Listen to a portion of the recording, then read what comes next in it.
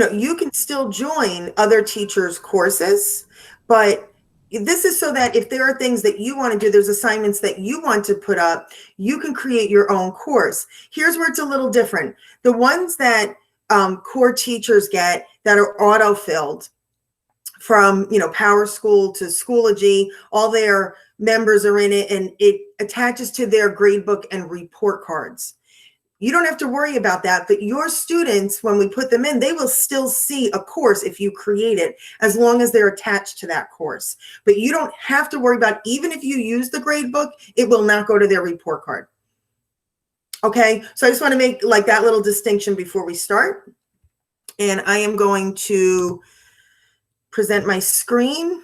And I make courses all the time. I do not have courses either. Just remember, once I present, I won't be able to see you once I switch over. So if you have a question, chime in.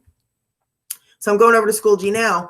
So I don't have courses either. So any of these that you see here are either ones that I've made or ones I've been added into. So Jim added me to this one. I made this one, which I've been using through our summer PDs. And I made this one, which I started using back when we first got sent home for distance learning.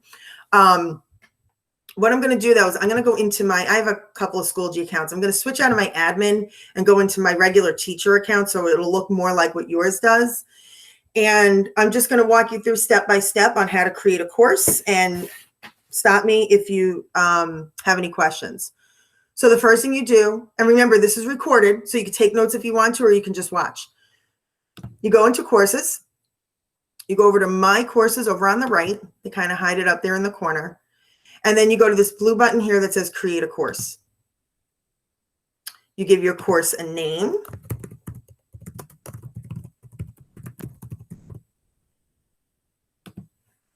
You don't have to worry about the section. It doesn't matter what section is. Again, that's more for connecting to Power School and worrying about report cards and things like that. You can add a section if you wanted to. So if you are teaching the same grade twice, if you're like supporting 2 different times with the same grade, you can make 2 sections, or you can add them all into one. That's totally up to you. You can add yep. Sorry, quick question. Like for PE teachers or art teachers, yes, would that be something that we would do? Like we teach multiple second grade or multiple kindergarten? So Lynn, yours, that's a really good question. Yours should be auto-filled. This is Lynn, right? Yes. Okay, yes. Sorry, because I can't see you. I can just hear you. So you should get yours auto-filled from Power School, because you have a roster. You have classes that you meet with regularly, and that you do grades, report card on. I know you guys aren't using the grade book at the elementary level yet. Right. With that being said, I know in the past, Dean, used to make his own courses, because he would get his would autofill with it was literally 50 different courses, just the way that it worked out. Does yours do the same thing? No, because I think sometimes the teachers do their own, and then we get theirs. Like each individual grade teacher does theirs class, and then get theirs. So I think it is automatically filled. I was just wondering what's the difference between a section and a course? Section is just the same course with multiple sections in it. So you can divide the kids up by section, but you can link the courses so that you only do the materials once. I see. But so Deb, what happens, this is Rebecca, if I have, so say I have 2 second grade groups. I have one at 9 o'clock. I have another one at 9:30, but I want them. So what would that look like if I create a section? Say I call it the 9 o'clock section, and then I call it the 9:30 section. Both of those, would they be like sub tabs when I click on the course? Nope, they show up as separate courses. So they would. Honestly, what I would do, because I think once you start adding sections, it gets a little more confusing. I would honestly do what I'm showing you twice. I would just make 2 separate sections, unless you feel like you want them linked together. And this is just my personal preference.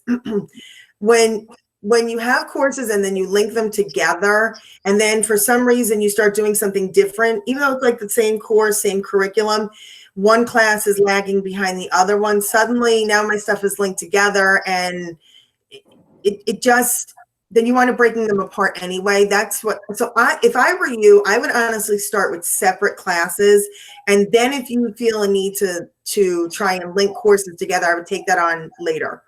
So you would do a separate course for every group? Yeah, so if you did this, like, so if you had grade 3, 9 o'clock or whatever, yeah. 9 o'clock, or you gave them a name, Superstars. Okay. You know what I mean? You could make a course that says that, and then your other course could be, Grade the Heroes or Robins or whatever you want to do. So you can call it whatever you want, okay? And then you pick your subject area. If your subject area, like I know I saw Molly, so I could choose math. But if you don't see something that, feels like it goes with your specialization, just click other. The level, you can make a range. So I know, say for middle school, when I make courses, sometimes I might want to hit all the kids. I can make a range there, but you don't have to. Okay, if you're only working with one grade, like you said, you're working with grade 3, maybe it's just grade 3. Now this part, I can only kind of show you right now because they haven't loaded in the new school year. So you actually have to scroll, and you would have to find the one that says year 2020 to 2021. And I looked last night and I didn't see it there yet. So you can see we have 19 to 20, and you would click on the one that you want. I am going to click on actually one that says, oh, there it is. It is there. I lied. There's Woodland. It's a pain. I'm not going to lie. This part is a little bit of a pain in the neck. So I'm actually going to do this. I'm going to hit longevity, which means it's just going to stay there forever. I don't know if everybody has that. If they do, go ahead and use it because it's not going to hurt anything.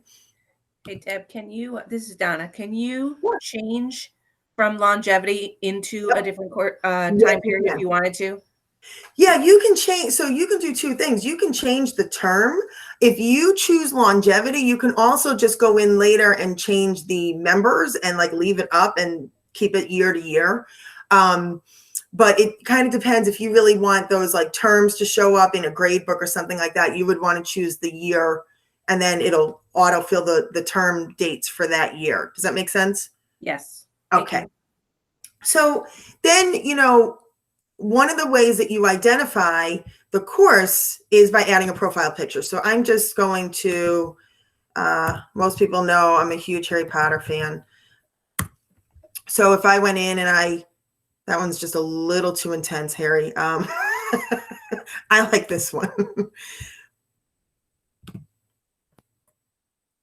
Okay, so I'm going to save my image, and then you would load it. You just edit, and they have auto-filled ones. You guys have probably seen me show this before. I know I've talked about it somewhere else before, but if you want a personalized one, a book, a math equation, whatever it might be, and then it's there. So now if I'm a student and I go to my courses, I can identify that course. So for some of you who are saying you have like a 9 o'clock section and a 9:30 section, you can add whatever kind of picture you want there. You can actually do a Google search on an image that says 9 o'clock, and whatever it is that you want to put in there. And then the kids they won't see all of your courses. They'll only see the course that you attach them to. So they'll be able to identify your course right in their courses, just like all their other ones. Does that make sense so far? Yes. Hey, Okay, Deb, yeah.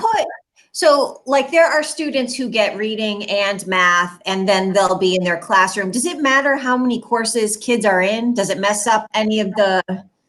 No, because so here's what happens. So they can see, I forget how many it is, but it's a lot. It's like 8 or 12 courses they can see when they hit this drop down once they're autofilled. Now, elementary kids might see less, but they can go over to my courses and it will give them a list here. So if worst case scenario, if you just teach them to go over to my courses here, they can get a list and they can click on the one that they need, or you can instruct them to do that when they're sitting in front of you.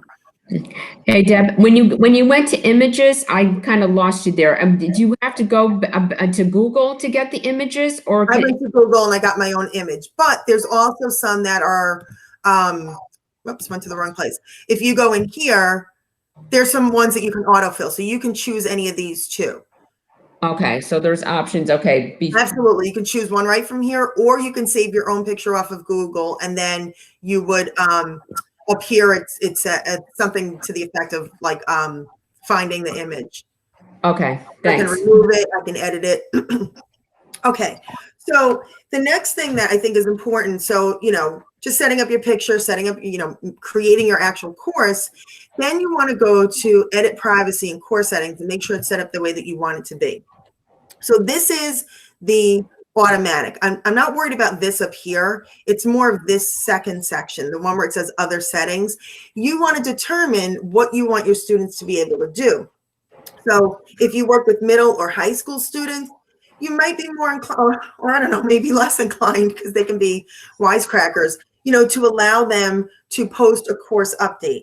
So that would mean that on the course, they are free to post something for everybody to see. If you don't want them to have that ability, you can change that to just the course admin, which is you or anybody else that you make an administrator in your course. A lot of times teachers will have it so that only they can post the update, but they allow their students to comment, because that's how they can say if they have questions or an opinion about something. And the same thing with discussion. Can they edit that, or can that only be the course admin? If you leave it like this, and then you decide later on, oh God, this is really a mess, I don't want them posting, you can just go in and change it later on. You can change this as many times as you want. Okay, this part down here is automatic. So you see it's kind of grayed out. We don't have any ability to change that. And basically what that is if a parent goes in and clicks on their child and they're still in their parent account, they're only going to be able to see what their child has posted, and something another kid has said will be grayed out. It's just a privacy setting. So just know that if you're trying to click on this, you can't. That is a district policy. We don't have any power over changing that. And then this one's really important. So the two most important things on this page is this right here, other, how you want your things set up, and then your default landing page. So do you want it to land on materials, or do you want it to land on updates? So I'm going to switch this to updates. Make sure you save your changes. So now when I go back to my home course page, see how it moved? Before it was here. My default was on materials. Now it's on updates. It's totally up to you, and you can change that at any time. And again, to change any of those features, you go to course options and then edit privacy and course settings, and then you can pull all that back up and change it how you want. Any questions about those? All right. So, yeah. Hi, it's Sue Kersey. Hi, Sue. Hi. If the parents only can see what the children, that they're on it, they can't see their actual work. Do you just say to the parents, if you want to see because we're working with like first grade, second grade, tell them that they should sign in as their child? I think it depends on the age of the student. So that's a good question. First, let me go back to one thing that you said. They can see their students' work. They can see their students' work. They can't see other children's work or other children's comments. And really, there's no reason for them to. They don't need to. So let me just show you.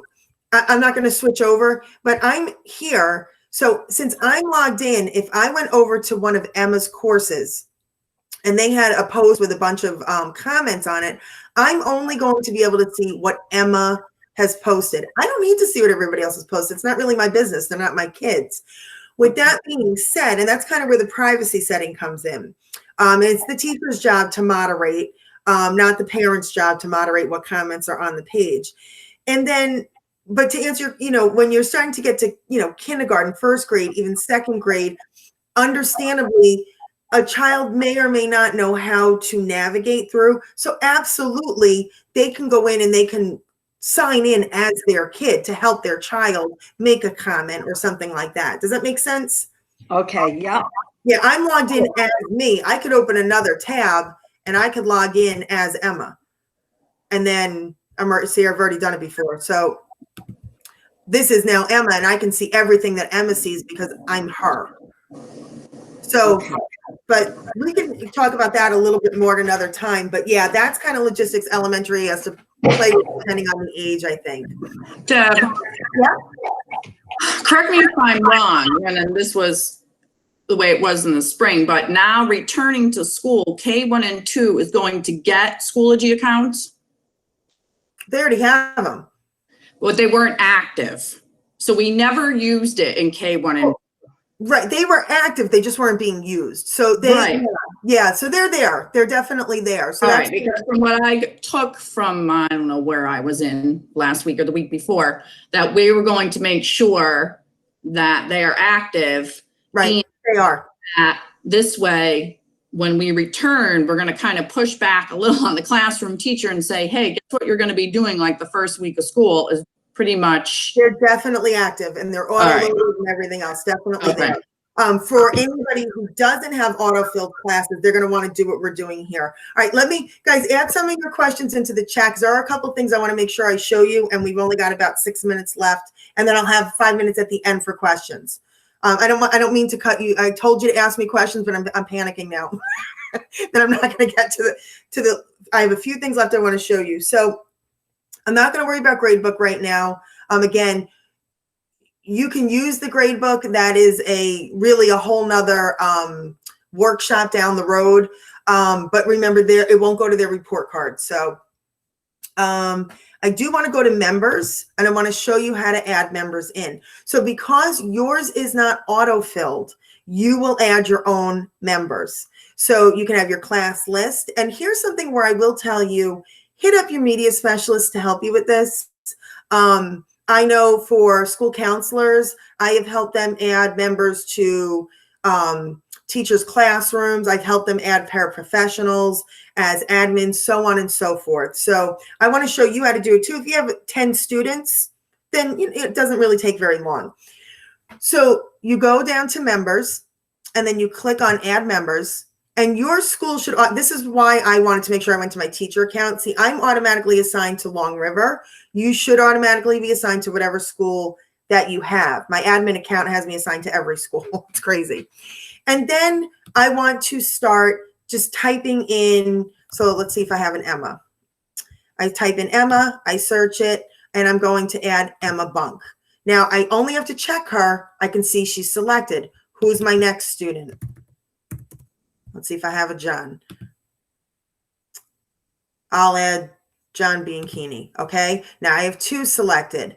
And so I could keep going on for all of my students, and I can just keep adding my kids. And then I would add the members. They're going to get notifications like, why am I in this course? So now I have my members here. Let me actually add, I'm going to add a paraprofessional.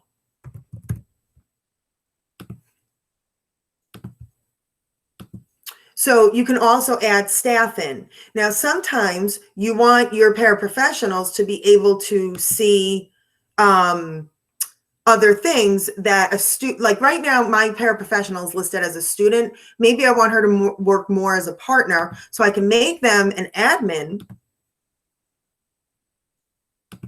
And then I can actually change their role. What do I want the paraprofessional to be able to see and do? Do I want them to edit grades and materials? Do I not want them to be able to see grades and view? You can choose any of these that you think is appropriate. A lot of times it's view grades and view materials so they can see what the student needs to do. And you save it as that. So now I have 2 admins, myself and my paraprofessional, but my paraprofessional's admin rights are not as much as mine are. They're limited to what I set them to. Any questions about that? Cool. Okay, I'm just looking. All right, real quick one. Workload planning. It's not going to look like anything right now because the students don't have any work, but I really like this. Not that I think as interventionists, I don't think that you're really piling on a lot of work. You're more supporting their work, but this is a great feature for you to know if you have a kid who's really struggling whether you're a special ed teacher, a support personnel, whatever, and you see that you have a kid who's feeling really overwhelmed with the amount of work, when you go on their workload planning, it will actually give you how many assignments they have due on any given day during that week. And you have like a color code here, like, okay, they're in the yellow. It's that's low, medium, high.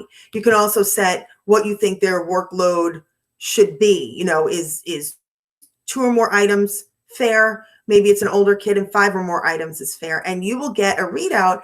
And then that way you can kind of have the discussion either with the student, with the parent, with the teacher, all the above on something. And one thing to keep in mind is that something can be small, but still show up there. But it is just a way for you to see, are these kids being overwhelmed, overloaded? And how can I help them with that?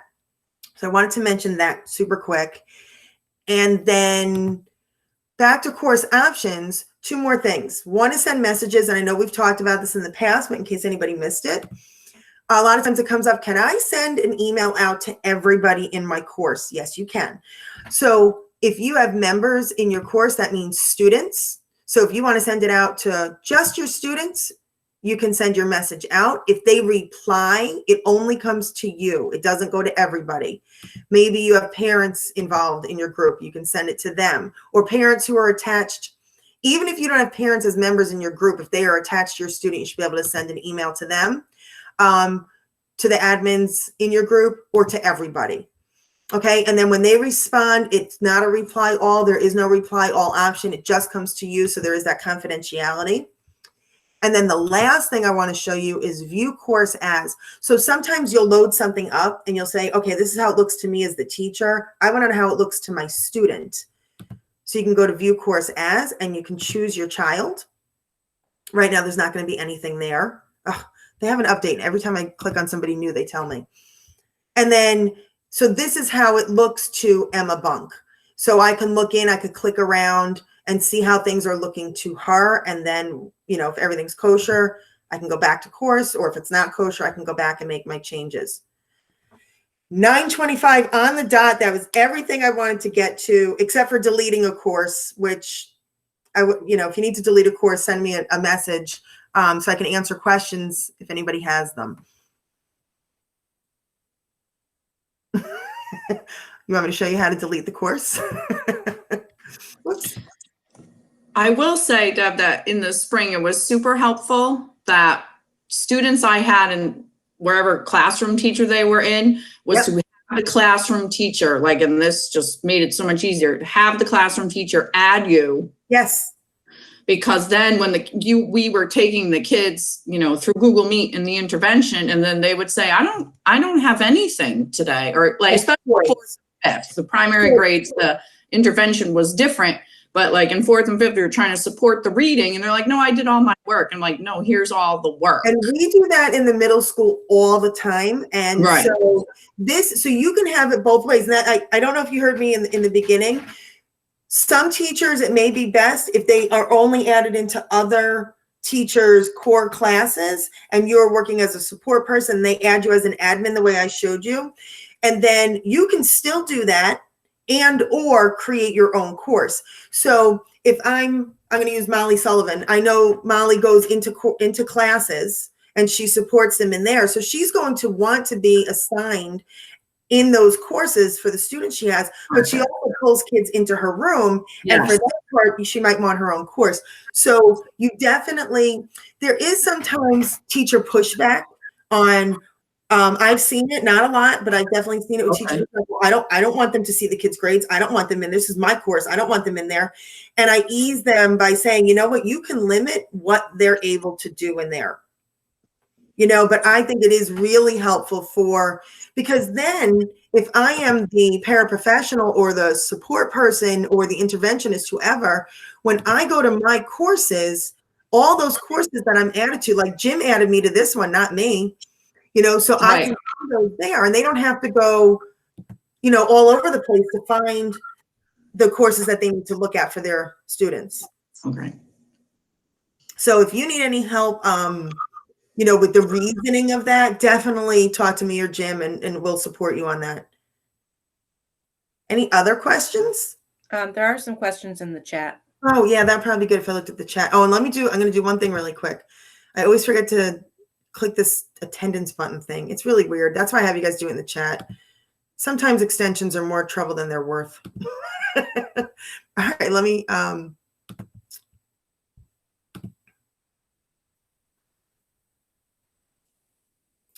Joe, did I answer your question about getting the students into the courses? Okay, cool. And then let's see what else. Workload planning tell you about their assignments and all their courses, or just no, Donna, that's a great question. So workload planning, when I go here, it will give you a number. And so it's not just your course. That is what that student has overall. And if I'm not mistaken, and of course I can't really look at it right now because there's nothing there, you can click on that and you can get more details. Don't hold me to that, but I'm pretty sure that, let's say this said 5 and it was in the red, you can click on it and see what it is that they have. If not, send an email out to their teachers and say, hey, I noticed that, little Johnny has 10 assignments due on Tuesday. Can we help him out? But it definitely, so it is all the things that are due for that student. I know you can click on it because I know I've looked at them and I've said, oh, okay, but that's just like a, quick, 2-question vocab assignment, and that's a project, so you should be able to determine from there. And then if you have to step in. Perfect. And Sue, I think I answered your question also. So you can do both. If a teacher adds you to their course so that you can, so you're reading interventionists. And so if the teacher adds you to their ELA course so you can see what they're doing in class, and that's enough for you, and you only want to work on what they're doing with their classroom teacher, that is fine. If you decide, well, I would want to make a course in addition to that, so I can do this strictly with my interventionist kids, you can do that as well. Like I know, Sue, we worked a lot over the past few months with groups, and you did great things with groups. This is very, very similar to what you do with your groups, but you can just do so much more with courses. So it's really personal preference as to whether or not you want to make your own course, but we wanted to make sure we showed you how in case you did. Okay, and it's 9:30, so if there's any last question, I want to give you guys a 5-minute break. Okay, I covered what I needed to, so if you have any further questions down the road, you guys know where to find me. I know you know where to find me. Oh, this group's pretty good. This group doesn't hit me up too much. Thank you, Deb. Appreciate it so much. All right, good to Keep me see you guys. posted Thank you, on, Deb. keep me posted on the running thing. The running thing. Don't I forget. will. Bug me, Rebecca. Bug me. Like I remind will. me. No, I don't want to bug you, but maybe I'll send you pictures of running shoes. That's, and then you'll know what it means. Love running shoes. Okay, I have tons of them. Bye. Thank you, Deb. Thanks. You're welcome. Thanks, Deb. You're welcome. Hey, man. Okay, I'm gonna just quickly copy this, and I'm gonna make a quick document.